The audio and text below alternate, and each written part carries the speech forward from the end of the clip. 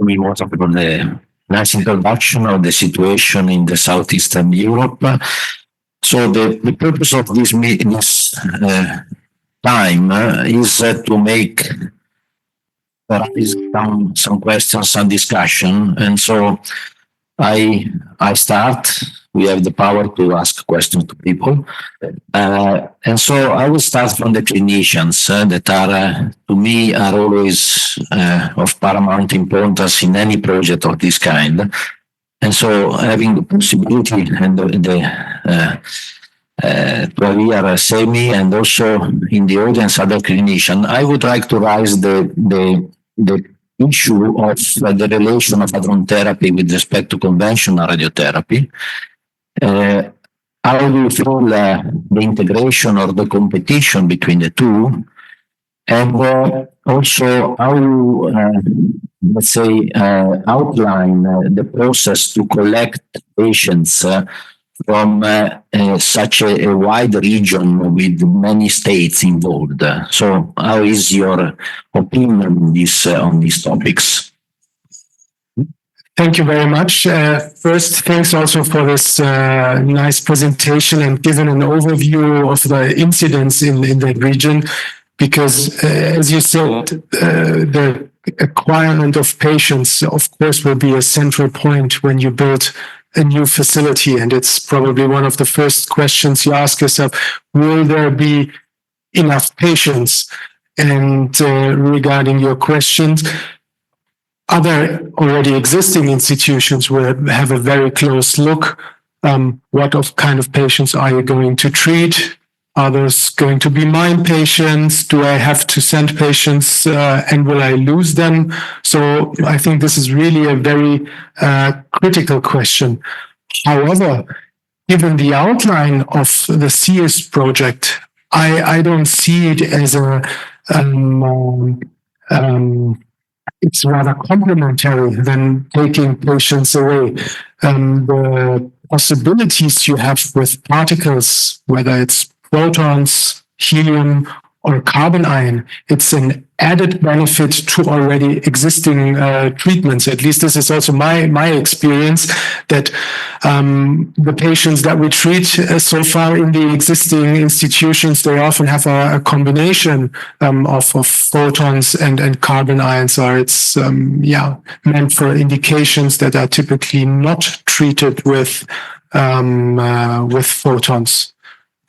Do you think, Sami, that multidisciplinary tables of discussion of cases among doctors, favored also by the spread of online tools like Zoom and others platforms, is an efficient way to discuss cases and refer patients?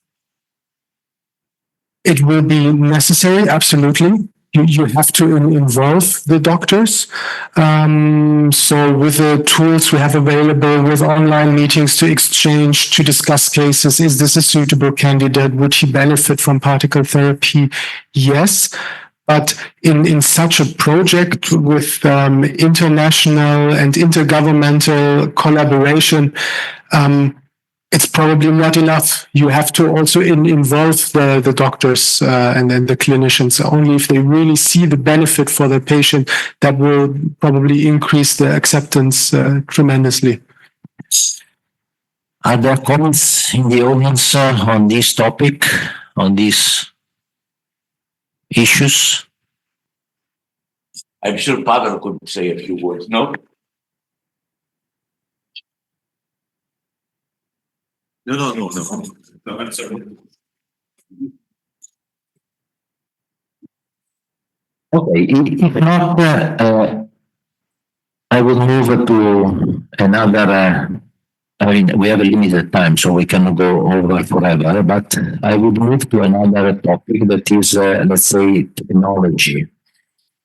And Mauricio already made a very nice overview of the possibility, the ideas, what we can do in steps. I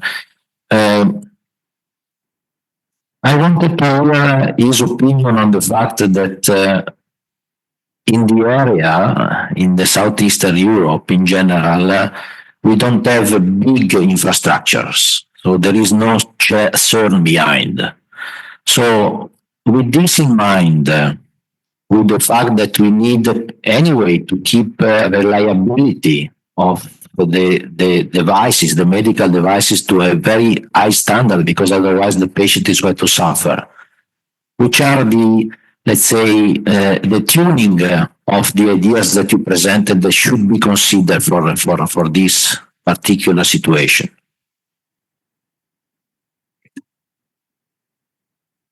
Yes. Okay. Thank you, Sandro.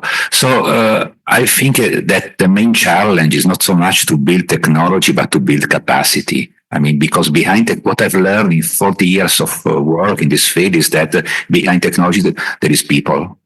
And the people that will make your technology work or not work.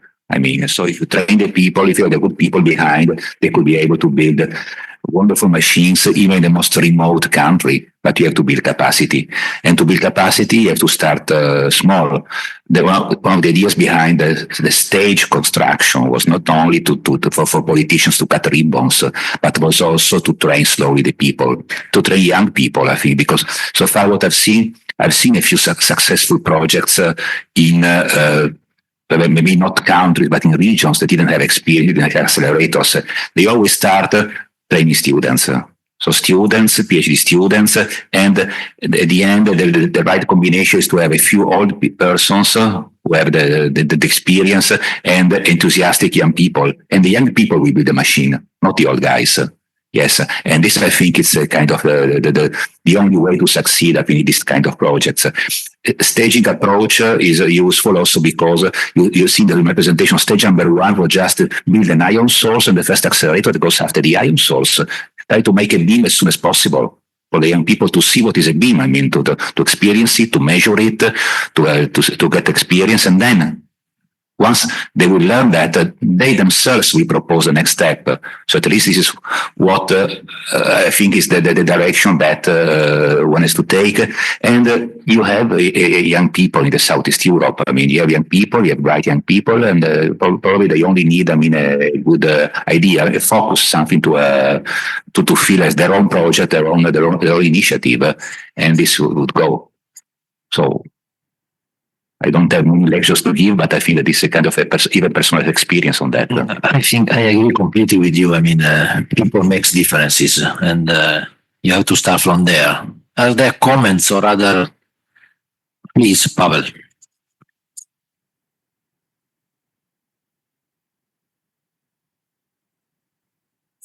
Yeah, you need to have the group of people and to train them and to make the critical mass and so. But you didn't mention about one thing about the leadership. Yeah, there must be somebody who really wants to have it. There must be somebody who's able to convince, to go to the parliament, to the prime minister, to say yes, it's really the most important things. It's our project. Yeah. It's something, I don't know, Sandro, you were the guy who was fighting for that. But of course, also with the Ugo Amaldi, yeah? That was something which brought the success at the end. It's like in the army, there must be the leader, yeah. Otherwise you will not have the success. And Pavel, would you like to define the profile of this leader in the present situation? Yeah. Is a clinician? Is it technical person? Is a politician? What do you think is not a politician? That definitely. I think it would be fantastic if it is the medical guy with some experience and so. But usually medical doctors have no time to fight. Yeah, they have thing. So. Good scientists with international reputation, good reputation, which is recognizable and so on. And it's really, it's under 50, let's say, under 50. That's to make the project which is able to in 10 years, in 15 years, still to enjoy the project. Yeah. But maybe the team, physicists plus the medical doctors. Yeah. Singapore is 90 at these planning centers, so age is not the problem. Over there. So I want to agree with Pavel, I think, but it's not a doctor that you have to hire as a leader, to be honest, because you have to do everything from engineering to basic science to medical stuff. I think you need you need to build a critical mass. To do that, you need an infrastructure that can receive you, like an institute or a university that gives you resources, not just a leader. You can have many leaders out there on the internet, but if they don't have the resources and the people to do it, you will not be able, right? So I think there are three things. One of them.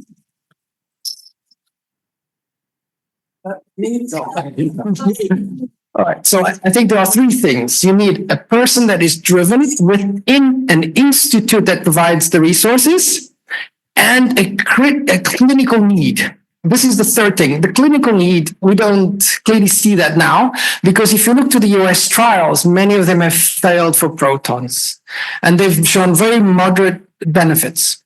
So I think the three things, we need to show a critical need for this. Thank you, Joao.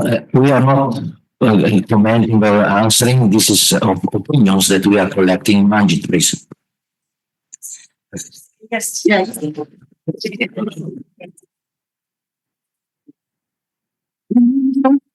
So thank you, Joao, and also Pavel. I agree with all of this. I think there are a few other things. One is passion, commitment, time, and credibility in the circle the person is going to lead. If the people around them don't think that person has the ability to lead and is on board, you cannot put a leader out of place in that. Doesn't work. And you know, Hugo can be 19, Hugo can be 18, but there is something and a personality like that, which is, I mean, you talk to him, and I talked to him 20 years ago, and that passion, commitment, and vision doesn't go away. Okay, that's just what I observed. Yeah. So actually the situation is a little bit more complicated if we go back to SEEIST case and the case of Southeast Europe. For example, to give an example, the accelerator physics, there was a quite good expertise in this field in the region some years ago. In Greece, in Bulgaria, in Serbia, in Croatia, in Slovenia, just to mention. Now this expertise actually does not exist. So the first task is to create back this expertise, competence. This is one thing. The second thing, we are discussing proton therapy. There is no single center of proton therapy in the region, which means there is no competence. I know one single Bulgarian with experience in this. He just came back from United States. So this is all. So we should recreate the former expertise existing. This is the first. And you should create a completely new expertise, for example, proton therapy. Now, the only way to do this is to build infrastructure in the region where people having this expertise already as a result of education, training, and so on, can go back and work and to apply their knowledge. So this is why in this particular case, we're acting from top to bottom. Not what is natural from bottom to top. You want to comment? Yeah, may I please? Please. And because I'm also in the working group on site selection now, and we're working together there, and also coming from a country that we know also the politicians. And coming back to the leadership, we have a big problem. We are discussing in between as scientists and researchers, but we have a problem to reach the politicians. For the leadership, somebody that is coming probably from a very well-known institution, a leader from CERN, SNAR, Medalstone, somebody from these big institutions from outside that could speak to our politicians. Doing the job alone between scientists and researchers doesn't mean that we can build such a center. And we have the biggest obstacle that we have now is how to reach these politicians, to make them listen to us. Unfortunately, they don't listen too much people from inside. They are more willing to listen to somebody coming from outside and speaking to them than for people from inside. So this is maybe the point that we should discuss, how to reach them, because at the end we'll fail, although we have done everything right. Yeah, this is a good also input. Pavel, shortly on this, because there are also other topics. Please, or Sanya, don't I forget. asked before Pavel, but I don't mind if first Pavel. So if I can, I'm not at all afraid that, so I'm not at all afraid that SEEIST tomorrow will have problem of users from the region. And I say that for two reasons. First, I want to make a comment that is striking, that Western Balkan, for example, 6 countries, every year are losing 3 billion euro because of overflow of people. So I just want to remind you, for example, that on 10 ground, we have 200 people working from our region. And tomorrow, to run SEEIST, you don't need more than 100 people. So this will be really magnet to bring back this expertise. I'm not afraid of the expertise, of the lack of expertise from people from the Southeast Europe. This is number one. Number two, we plan SEEIST to have open access and to be European Center of Excellence. And tomorrow, SEEIST, if it's realized in the sea region, does not mean that it's going to be operated only by people from sea region. It will attract, I think, excellence from Europe and from outside of Europe. So this is, I think, weak argument to say why there is a fear of running of SEEIST. I'm really confident that there is no problem for user community. Very good. Thank you. One more. Just one more, but not too long. This is your work, actually. What you need is to create culture. It's something different. This is what that sign actually. It was just a short response to how to find politicians to support. I was traveling by train, and by me was sitting the guy from the Polish Parliament. In 3 hours, I convinced him, and he opened the doors to all the ministries, and so traveling by train. I would like to use the last 3 minutes and 35 seconds to the big question that everybody has in mind in this audience. Where do we build it? And how we select the place to build it? Which are the criteria? Who is going to comment? Why don't you? You, Sotirios.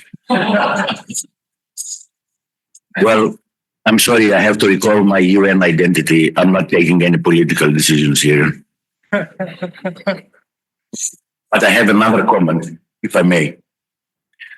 Amazingly, I met yesterday a friend of mine who's a politician, a very active one. So I had a discussion and explained. He said to me, what do you do here? I said, well, there is some projects. Tell me more. And then I explained him the projects.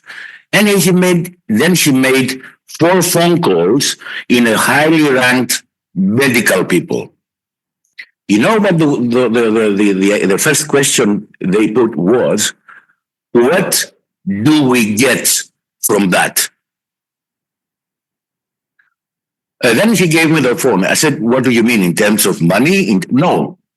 What thing will improve in the treatment we do?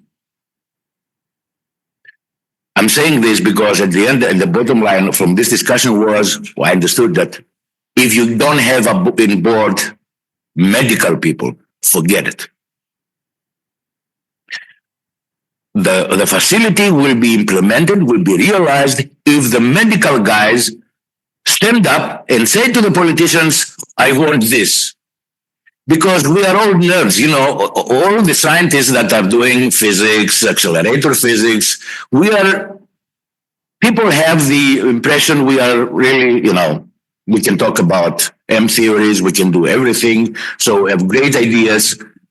But when you come down to the society, they don't really, consider us as very important people. They are fascinated by the Higgs boson. Okay, nobody understands what this is, but it's fancy. Okay, they understand from the fusion energy. They hear about this, but don't understand what is this. But what they understand is that they can go to a doctor and he can tell him now, okay, you have that thing here. I can resolve it if I have the carbon beam. This is what counts. So if we want to be pragmatic, without medical people, it will be very hard to establish something like this. Now, there is also another point. It depends who from the medical community you talk about it. I don't want to comment. I mean, everybody understands what I'm saying. And if you have a colleague from the medical community who can, somehow insist on that and support the idea, then you need a good technical management, a good technical guy, to understand what the medical people really need to optimize the configuration. I'm very impressed from the presentation by Mauricio regarding the alpha setup. I think this is a good start for the region. Okay. If you want me, I would say start with a nice proton therapy center. You will gain a lot. You will train people. You will collect people here. Okay. You create mass. And if this goes okay, then you can shoot for a big project. That is my humble opinion. Okay. I'm coming from this region. I know how important it is to have a big facility and things like that. But being aware of the dynamics of the region, I can tell you, start from something feasible. Don't wait 6 or 10 years to show something that is working. This is my idea, my opinion. Jota, you also want to comment? Okay, thanks.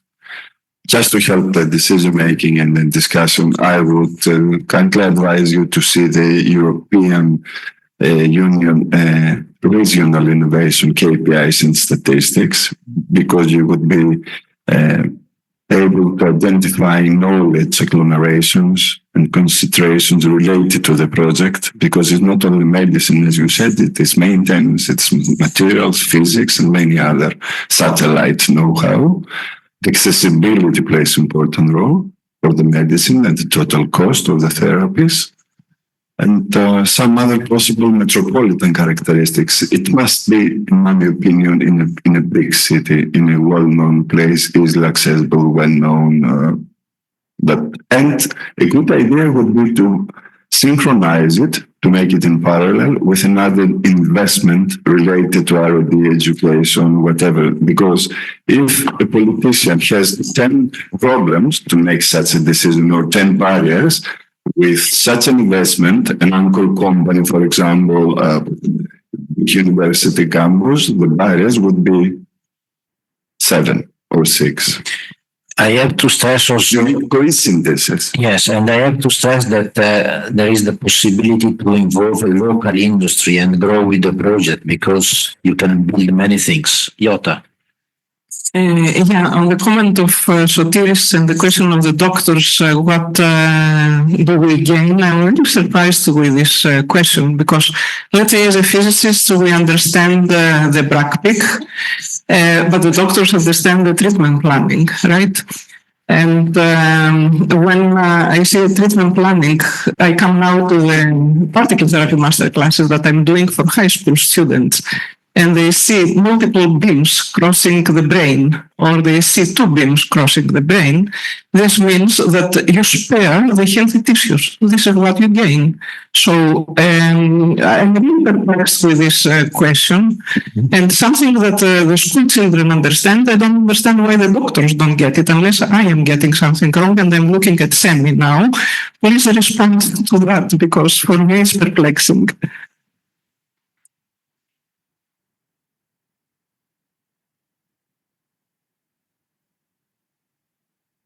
Maybe I just speak up. I absolutely agree. Okay, yes. I absolutely agree with you. I mean, personally, as a medical doctor, I love my eyes. I see it on a daily basis, what kind of difference it can make. There was this one sentence a couple of years ago from Professor Tsuji, which really got into my mind. It's not the magical bullet. It's a very specialized tool with added benefits, but those benefits, they are tremendous for selected cases. So ion therapy is not about, I was quite shocked when I heard a treatment for the wealthy. It's just a specialized treatment which improves oncology treatment in general. And adding the comments we have heard before, of course, personally, I'm also very curious about the location. This evolvement, this natural growing, having a modular aspect makes absolute sense to me. You start with a small core, then you add things, and then the expertise, the people that are attracted, that will grow. But it makes also sense from a practical point of view not to have it in a very remote, isolated situation, but probably closer to an already established institution. I mean, in terms of very practical daily problems, like you need hospitalization, you need additional imaging, you need logistics, the patients have to travel there, and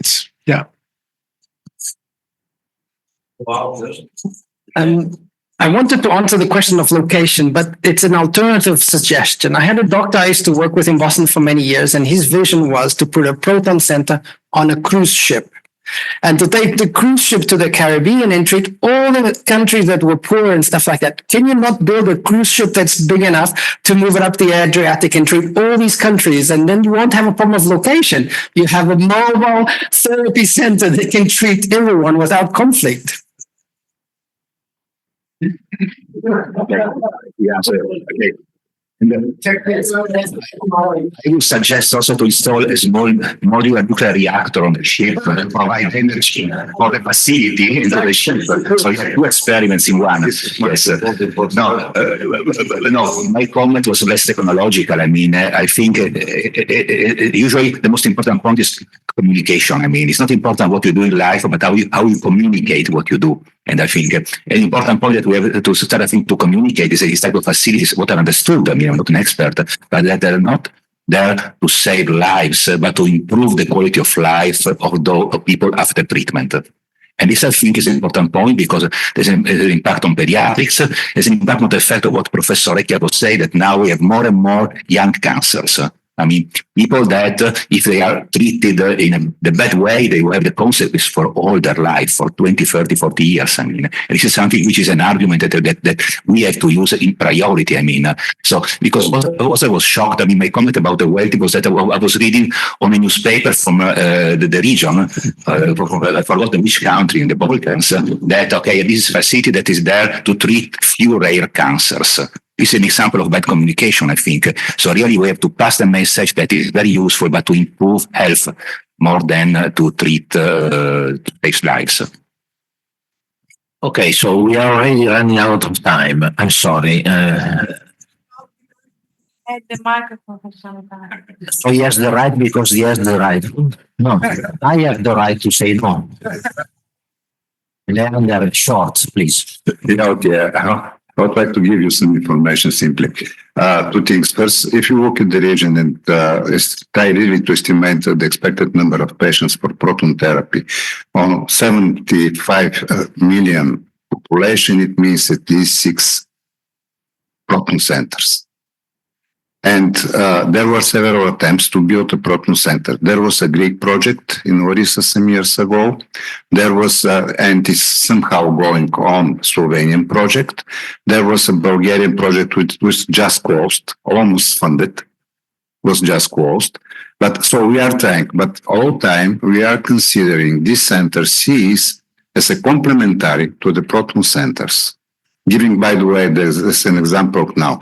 Now, concerning the site selection, I have mentioned, we prepared a document, quite a long one, with practically all requirements which we already mentioned here for the host state.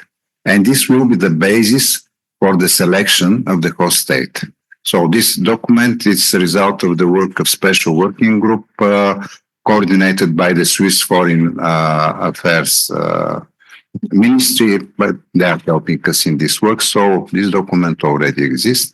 It's prepared. Now we are discussing and soon we will approve it. Thank you. Sorry for the others. I leave to the co-moderator the last word. I just want to say, agreeing with SEEIST, it was not an accident that the very first patient was treated at LBL, because one brother was a medical doctor, the other one was an accelerator physicist, and they built a multidisciplinary collaboration.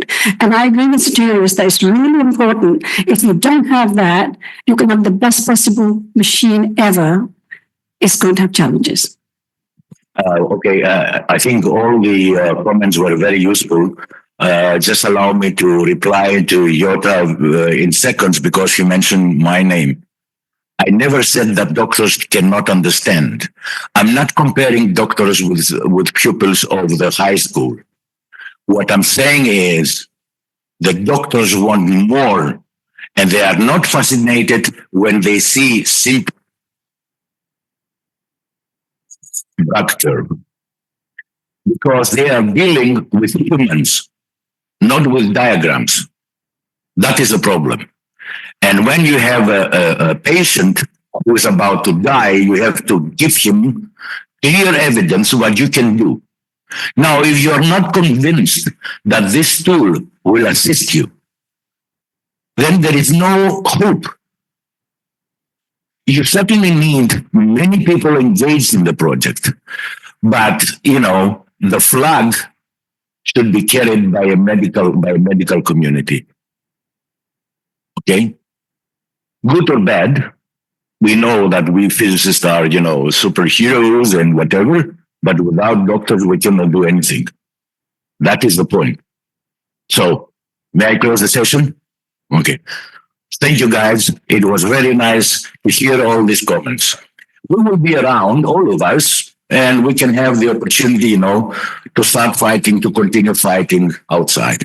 Thank you. Thank you so much.